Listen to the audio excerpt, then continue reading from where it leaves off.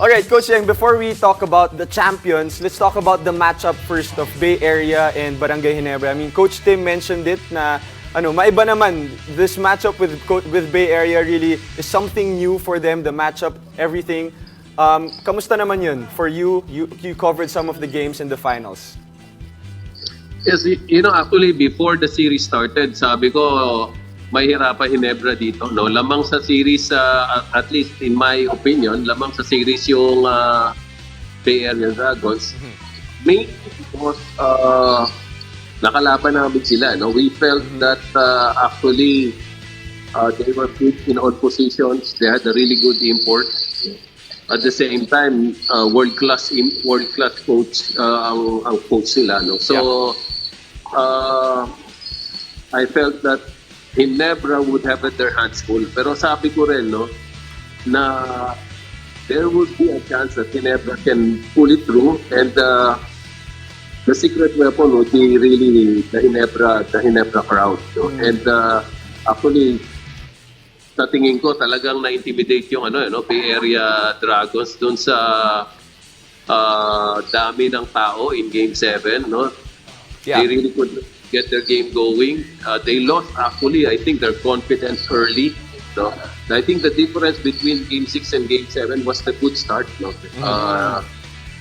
Bay Area Dragons had a really good start sa Game 6.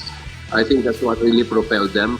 But they could not have that good start sa Game 7. And that spelled it out. Plus some really great contributions, no, from si Christian Hardinger. I think the role of the defensive stoppers, the defensive role players, is really given importance now with the MVP for the finals be going to Christian. And I'm really happy for Christian. He played for the national team when I was the coach. Right. Yeah. And I really know how hard he works. At the same time, ang ganda rin ng contribution nila, nila Jamie Malonzo. Actually, I'm surprised, no, for somebody who's really young and untested, no, in situations like this. He really delivered in a Game 7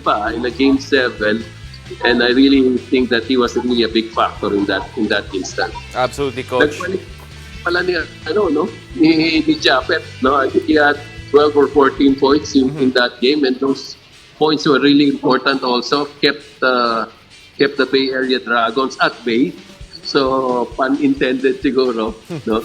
And excellent adjustment by Coach Tim Cone.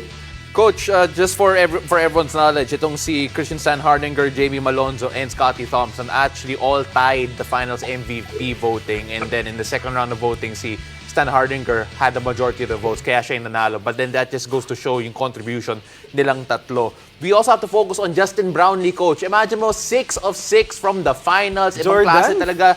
Jordan-like numbers, and the question still stands. Where does he rank, Coach, for you in terms of the best imports in the Philippines? Kasi iba talaga. Sabi niya, that game in particular, that last game was the first time they've won it as all Filipino right after he's become a Filipino citizen. Ano masasabi mo tungkol kay Justin Brownlee?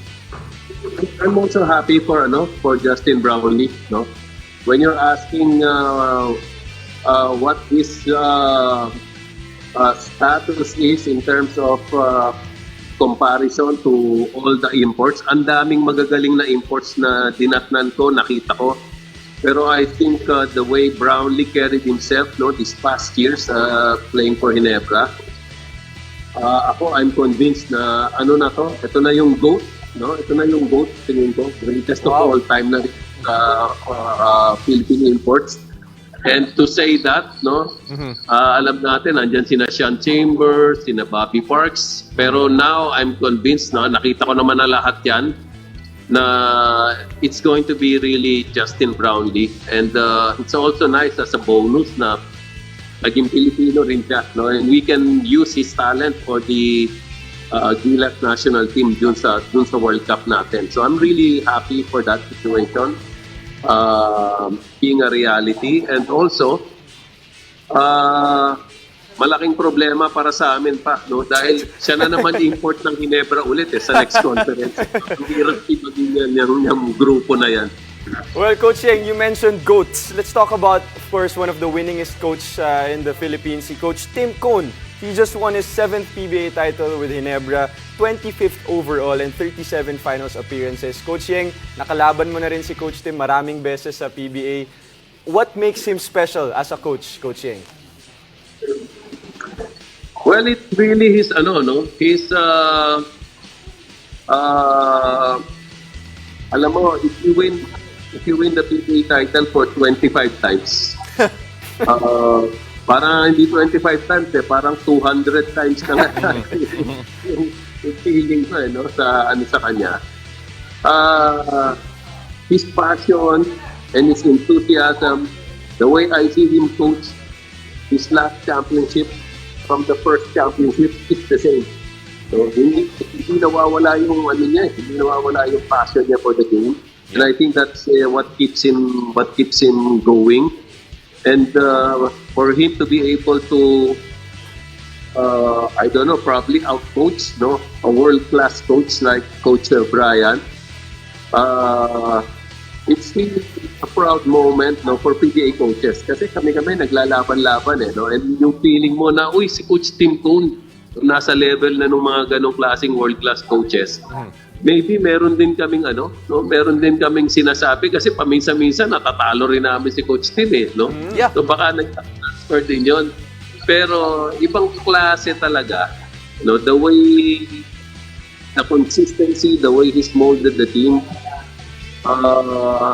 wala nang makakahabol na coach sa kanya in terms of winning that many titles. I think that record will stand forever.